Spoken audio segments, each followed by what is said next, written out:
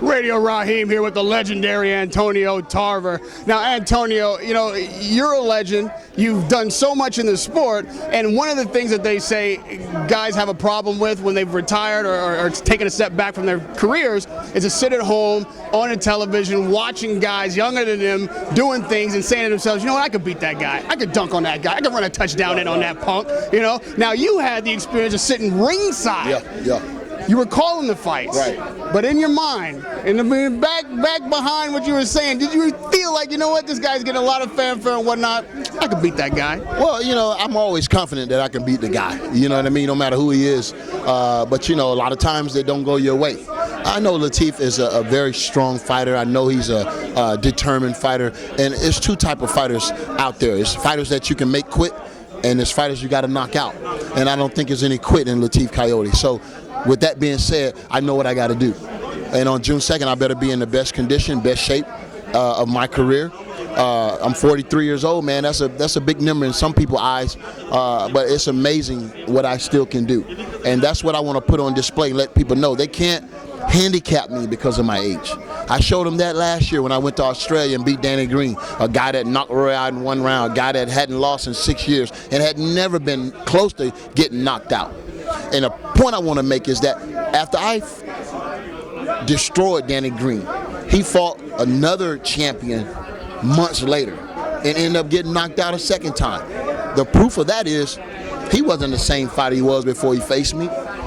So they better be careful about what they ask for, because, man, I'm a sharpshooter, accurate puncher. I punch with a lot of power. They think just because they see me, I'm not all muscular built, that I can't hit. I can crack. And that's what he's going to realize.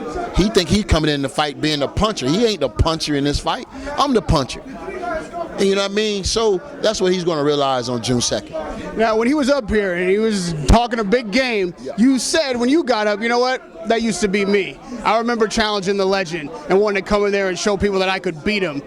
Knowing that you're now in the legendary position and this young kid is coming in, obviously passionate, obviously personally wounded by what you said, how do you combat that young energy, that youth? How do you not let him become who you became? Man, we're going to have to combat that with experience.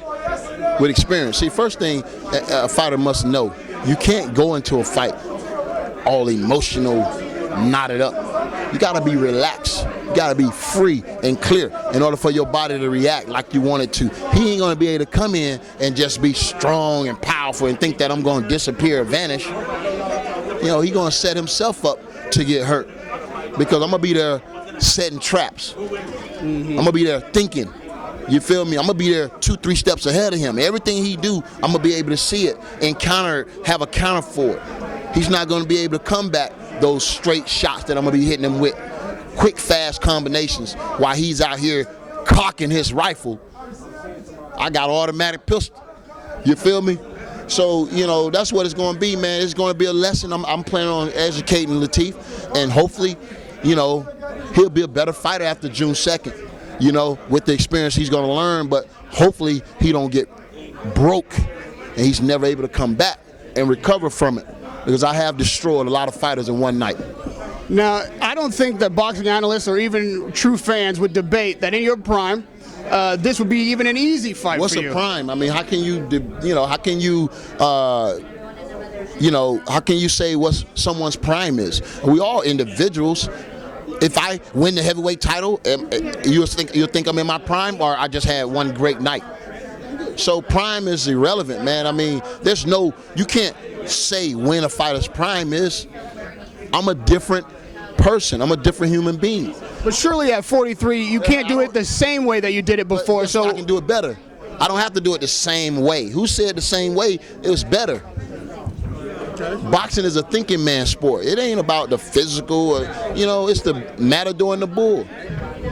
Most matadors are lightweight, quick, but they facing a 700-pound bull. So I ain't worried about all that, man. I know my skills are legit, and I got skills, bro. You ain't 43 years old and been fighting this long and look like this. You don't do it.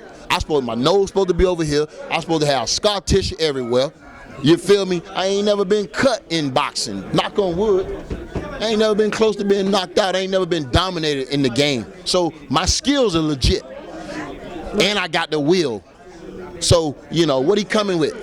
What he coming with? And you've still been active. You're fighting about once a year now. You did say you and Winky Wright have spent a lot of time on the golf course. I enjoy it. I mean, that's living.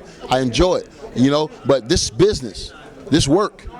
So the conditioning. We take this shit very seriously. The conditioning, conditioning there.